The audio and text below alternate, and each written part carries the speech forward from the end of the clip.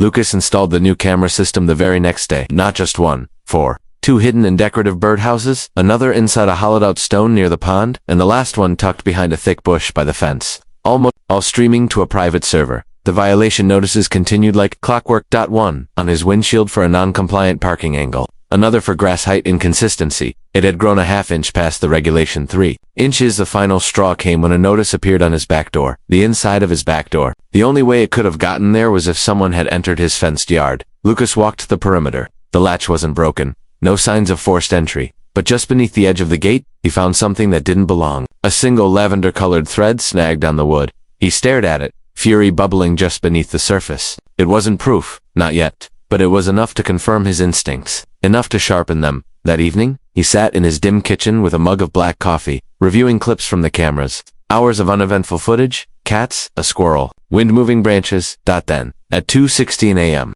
motion triggered the camera hidden in the birdhouse.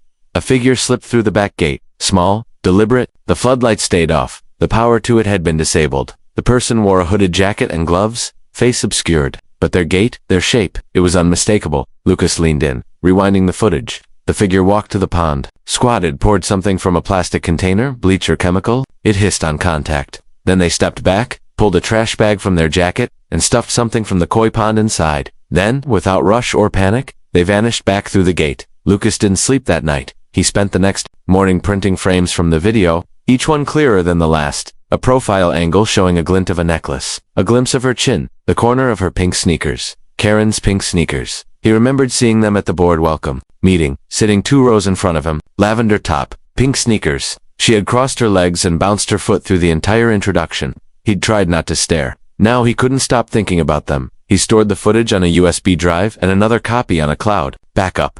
Then one more on an SD card hidden in a hollow drawer under his kitchen sink. He wasn't just planning to confront her, he was planning for every possible retaliation. But Karen didn't know yet, and that was the one advantage he still had. 2 days passed. No incident. The pond lay empty now, a shallow depression of stone, and silence. But Lucas kept checking the feeds, waiting for her to slip again. On the third night, she did. 1:42 a.m. this time. She moved to his shed. She tried the handle, locked. She circled it, looked over her shoulder, and then casually dropped something in front of the door. Lucas zoomed in. It was a rat. Dead. Not just placed there, pinned, its tail nailed to the wooden frame. He stared at the screen, the hot grip of fury closing around his chest. This wasn't just about lights or ponds anymore. This was war. And Karen Ellsworth had just crossed a line he couldn't ignore. Lucas stared at the screen, the dead rat frozen in the frame like a signature in blood. Karen had gone from sabotage to psychological warfare, and she wasn't even hiding it anymore. She was escalating. Confident, careless, but he wasn't afraid. Not anymore. The next morning, Lucas walked to the neighborhood with a clipboard and a purpose. Door to door, he introduced himself. Not with hostility, but curiosity. Friendly, disarming. He asked vague questions about HOA policies, recent complaints, neighborhood expectations, and slowly, something began to emerge in Ottovin's. But tone. People looked over their shoulders before answering. Some glanced at their ring cameras. Others whispered, their eyes flickering with caution. She runs everything. One woman muttered, barely audible through her screen door. You cross her, and suddenly your water bill doubles or your trash doesn't get picked up. She called animal control on my son's pet rabbit, said another. Said it was an unauthorized livestock enclosure. He's 6. But no one would go on record. Karen had filed more complaints in 2 years than the rest of the board combined, and she always did it alone. Lucas knew what that meant. Witnesses, no accountability, just one iron grip squeezing tighter with every passing month. And everyone had adapted by staying silent. He wasn't going to. That evening, Lucas sorted through his footage, selecting the most damning clips. Entering his yard, the bleach at the pond, the dead rat at his shed. Then he prepared something else. A letter to the HOA board, formally requesting a hearing regarding multiple code violations and malicious conduct by a sitting board member. But before sending it, he made a second copy and slid it beneath the door of Ellie Harrison. Ellie was a former HOA board member, one of the few who had resigned for health reasons the year before. Lucas had done his homework. She lived 3 houses down. Her front yard overgrown just slightly enough to be outside HOA standards, but untouched by fines. A quiet rebellion. Ellie opened the door 5 minutes later, surprised and wary. But when Lucas mentioned Karen's name, her eyes changed. I thought I was the only one, she said. Come in. Her home was dim and filled with books, the kind of place that seemed forgotten by time and left in peace by choice. Lucas showed her the footage. She said nothing at first, only nodded, slowly, and went to a drawer in the hallway. From it, she pulled out a manila folder. Inside were complaint letters, dozens of them, all dated, all filed within the last 3 years. Lucas flipped through them, recognizing several neighbor names. Each letter had Karen's signature at the bottom, and all of them had one thing in common. They had been submitted without any photographic evidence or secondary board review.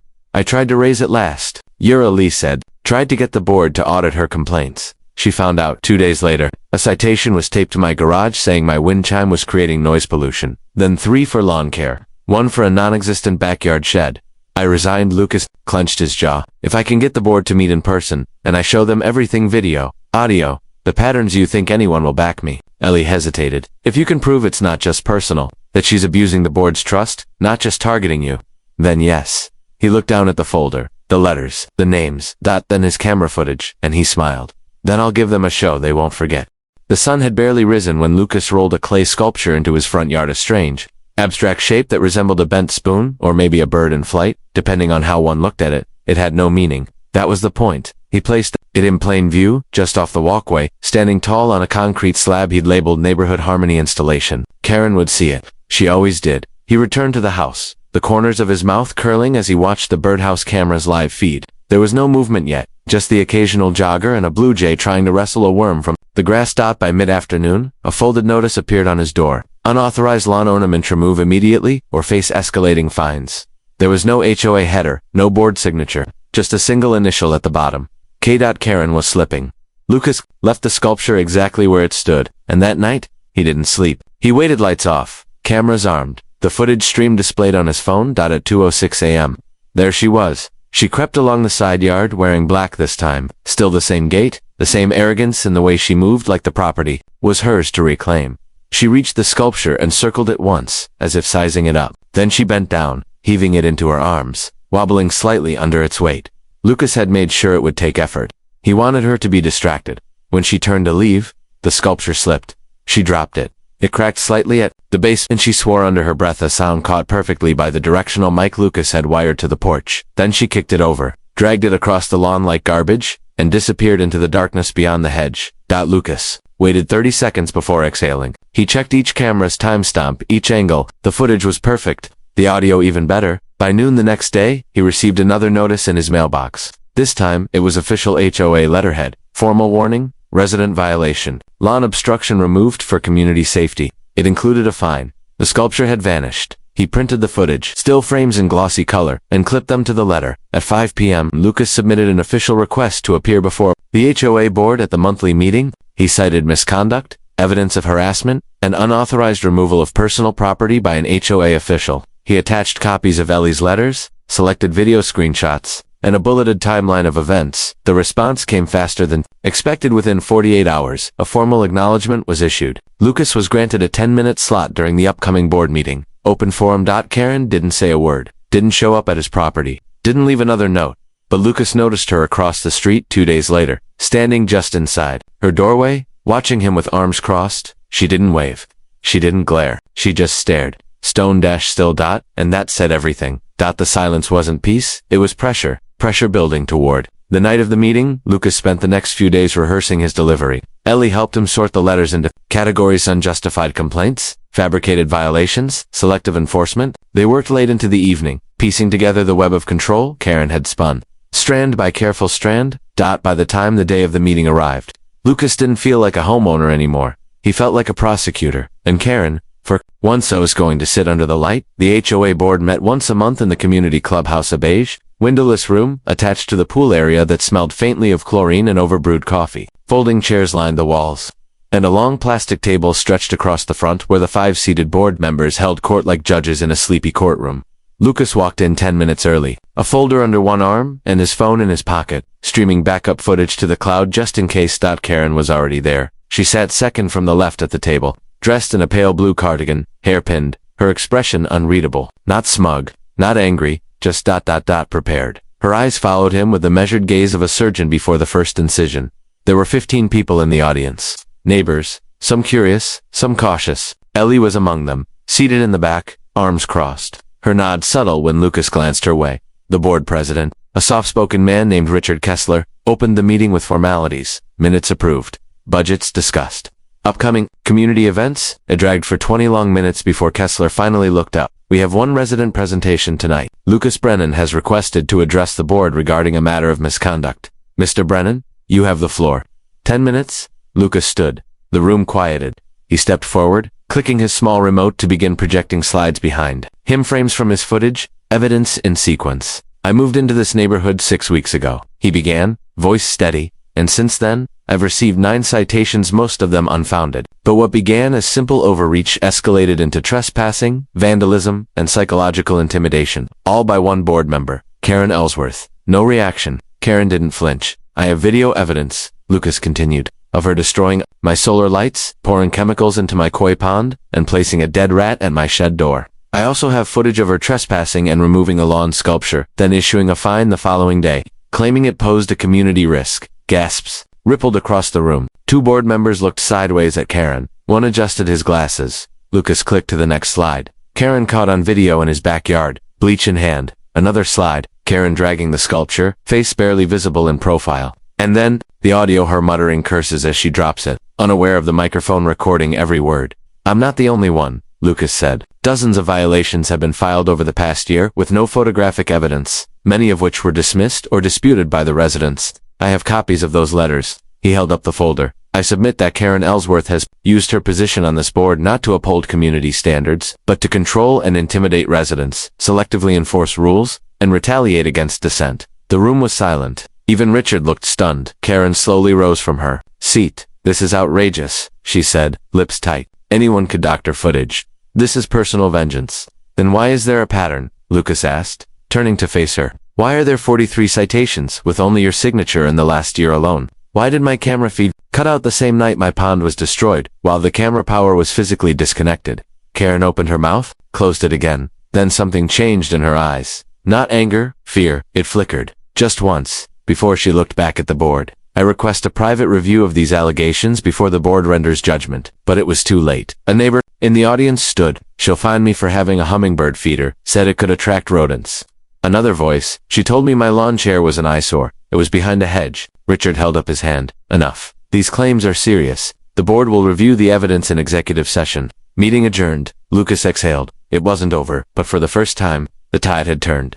2 days after the board meeting, Karen vanished, not literally, but in a way that meant more than if she had packed up and left. Her daily patrols stopped. Her pastel outfits no longer drifted across the sidewalks like soft-colored warnings. The usual early morning clack of her heels on the pavement was replaced by birdsong and silence. Lucas waited, watched. No new fines, no passive-aggressive notes, no signs of her at all. But something didn't sit right. He passed her house twice during walks, curtains drawn, mail collecting in the box, her car parked askew in the driveway, the front tire nudging the curb as if abandoned mid-thought. It felt wrong, like a stage had been set and then forgotten. On the 3rd evening after the meeting, Lucas got a text from Ellie. You should come over. I found something. Her living room smelled like old paper and tea. She handed him a yellowing HOA binder, one of the originals. From when the community first formed, Karen never updated the digital archive, Ellie said. She just removed things. Inside, Lucas found an earlier version of the HOA charter, signed by all original board members, Karen included. Her signature was the same. Tight loops, tall K, slanted left. But it wasn't what she had added that mattered, it was what she'd erased. Ellie pointed to a clause in Section 4. All violations must be substantiated by photographic evidence, reviewed and confirmed by at least 2 board members. It had been removed in the online version. Deleted. That clause would have stopped her years ago, Ellie said. But no one noticed, because no one reads the old files. Lucas stared at the line, running his thumb across the faded ink. So she didn't just abuse the system, he muttered. She rewrote it. Ellie nodded. We let her. The following morning, the board issued a temporary suspension of Karen's duties pending investigation. A neutral oversight committee would be formed. Lucas was asked to serve on it. He declined. He wasn't looking to be part of the system. He was still watching it. Burned out Karen finally appeared 4 days later. Lucas spotted her at sunset, standing in her front yard like a ghost returning to the scene of a crime. Her hair was pinned tighter than ever, her clothes too neat, too deliberate like armor. She turned toward him slowly as he passed, her eyes hollow but defiant. You think this is justice? She asked. Lucas stopped. No, just honesty. Her lip curled.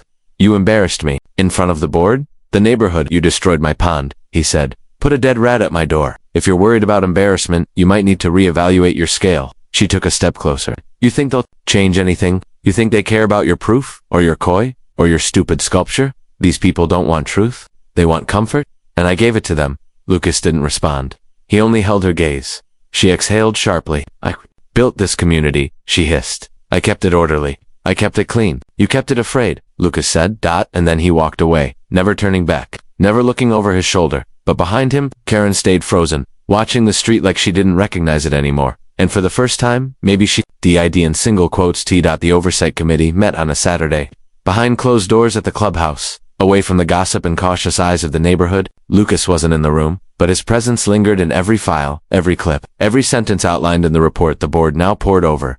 Karen didn't attend. She hadn't been seen outside her house since that tense conversation with Lucas on the sidewalk. No patrols, no HOA emails, no posted notices, but the board had questions, and they had her signature on too many things. Ellie sat in as an advisor, carefully unfolding the paper trail Karen had spent years weaving like a spider with control issues. Violations filed without evidence. Complaints submitted at 2 a.m. board, votes logged with no attendees present. In one document, Karen had written motion passed unanimously on a day the board president had been out of town for a funeral. By the end of the review, there were 15 separate policy breaches, enough for formal removal, but the real twist came when one of the board members, a mild-mannered man named Glenn, brought up the HOA expense report. There's a reimbursement form here, he said, frowning. Karen approved $327 for a contractor consultation.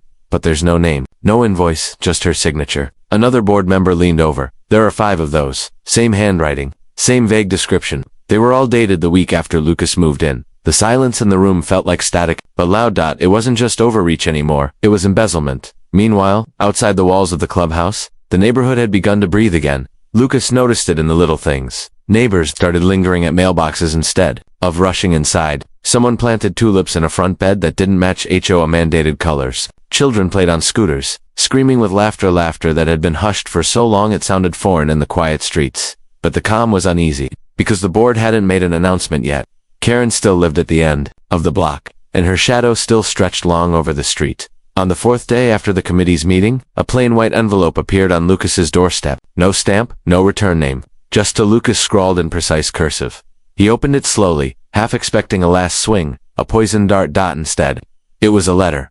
You think you've won, but you never understood what I was protecting. Not rules, not appearances. Control. Because without it, this place unravels. You'll see that soon enough. This wasn't about you, but now it is. Lucas read the letter twice. There was no threat in it, not directly, but there was something. Worse. Certainty. Karen wasn't gone. She was retreating, planning. He slipped the letter into a plastic evidence bag and texted Ellie. She replied within 5 minutes. They're going to announce it at the emergency board meeting. Tomorrow. You'll want to be there. Lucas stared out the window. Karen's blinds were closed again. Her porch light flickered weakly. But something about the house felt different now. Like it was holding its breath. He didn't know what she meant by unraveling, but the way the street had once conformed to her will, only now beginning to peel itself free. Maybe it was true. Maybe without her, things would fall apart. Or maybe, for the first time, they could begin to grow. The emergency HOA meeting was standing room only. Residents packed into the clubhouse like witnesses to a public hanging. The air electric with tension, curiosity, and something no one dared say aloud. Relief. Word had already traded over fences and driveways. A collective breath held in anticipation of Karen Ellsworth finally being dethroned. Lucas arrived 10 minutes early. Ellie saved him a seat near the back. They've got the vote ready, she whispered. Unanimous removal and audit, but don't get too comfortable. Lucas raised an eyebrow. Why not? She asked for a statement. Public one. Before he could respond, the door opened. Karen stepped inside. She looked, transformed. Gone was the perfectly coiffed hair, the pastel armor. She wore gray slacks and a loose black blouse, her hair pulled into a low bun. No jewelry, no clipboard, just a plain manila folder in her arms and a gaze that didn't seek out anyone in particular. She didn't look nervous. She looked like someone walking into a courtroom already knowing the verdict. The board members shuffled papers, cleared their throats, avoided her stare. Richard Kessler, always the diplomat, stood. Tonight's meeting concerns misconduct by HOA Secretary Karen Ellsworth. After formal investigation and committee review, the board has reached a preliminary decision pending tonight's proceedings. Karen nodded once and moved forward, placing her folder neatly on the front table. She didn't speak right away. She simply opened the folder, pulled out a stack of papers, and began to read. Over the last 5 years, I have filed 213 complaints. 70% of those were accepted. 28% were enforced with financial penalties. I attended 57 meetings, authored 32 policy amendments, and organized 19 neighborhood events. I did not do these things for praise. I did them because I believed no one else would. She paused, scanning the room. You all wanted order. You just didn't want to be the one holding the leash. So I did. A murmur rose. One neighbor coughed. Another shifted uncomfortably in their seat. Karen went on. Did I overstep? Probably. Did I enforce rules unevenly? Possibly. But those rules were written long before I arrived. I just followed them. Unlike many of you, Lucas stood slowly. You didn't follow them. You twisted them. You deleted clauses. You vandalized my property. You poisoned my pond. Karen didn't look at him. She smiled, thin, brittle. You think this is about koi fish. You think exposing me makes you a hero. Let me tell you something, Mr. Brennan. I didn't poison your pond. I paid someone to do it. Gasps erupted. The room buzzed like a shaken beehive. Karen turned to the board. You wanted a confession? There it is. Go ahead, remove me. Find me. Replace me with someone who can't even enforce grass height. Richard stood slowly, stunned. Why would you admit that? Karen closed her folder. Because I'm tired. And because it won't matter. She looked back at the crowd, her face sharp and pale. This place doesn't want rules anymore. It wants chaos disguised as freedom. You'll regret it when the cars are parked on lawns, when the fences are painted purple, when someone puts up a tacky inflatable reindeer in June. I kept this place beautiful. You people just want it convenient. She walked out to stunned silence, not waiting for the vote, and no one stopped her. The board did their duty. Karen Ellsworth was officially removed from her position, permanently barred from holding any future board office, and referred for investigation of financial misconduct. But as Lucas left the meeting, he felt no triumph. He felt something else, a gnawing unease, because Karen hadn't left with rage. She'd left with a smile. Lucas woke early the morning after Karen's removal. The neighborhood was quiet in that strange way. It always was before the first heat of day, still soft, expectant. For a moment, he thought maybe the worst was over. He stepped outside and took a deep breath. The street was empty, but something was different. The familiar, orderly rows of houses looked fractured. One lawn was dotted with wildflowers instead of trimmed grass. Another had a faded purple fence with peeling paint. A faded inflatable Santa Claus wobbled on a porch. Despite it being June, the first act of freedom or chaos, depending on who you asked, was on full display. Lucas felt a pang of uncertainty. Karen had warned them. Maybe she hadn't been entirely wrong. He passed by the park where children laughed and kicked a soccer ball, their noise unfiltered and joyous. Next door, a new family painted their mailbox bright turquoise. The sign at the entrance to Willow Bend now sported a freshly painted mural with flowers, sunshine, and the word welcome in bold letters. The HOA board had already begun transparency, regular audits, and democratic votes for rules. Lucas had been invited to join but declined. He wanted to watch from the sidelines. He hadn't needed the power. He only wanted the truth and peace. Weeks later, a letter arrived at Lucas's door. No return address. Inside was a small photo, folded carefully. He opened it to reveal a snapshot of his koi pond fully restored, water sparkling in the sun, fish swimming lazily beneath lily pads. On the back, a note in precise cursive, for the damage done. Some things deserve a second chance. Lucas smiled, a slow, genuine smile. The battle was over. The neighborhood was healing, and Karen Ellsworth, once the tyrant queen of Willow Bend, had vanished from their lives like a storm that cleanses the air, leaving room for new growth. But Lucas knew this. Peace wasn't given, it was earned, and the story of how one man stood against the quiet tyranny of control would be told for years to come. The end.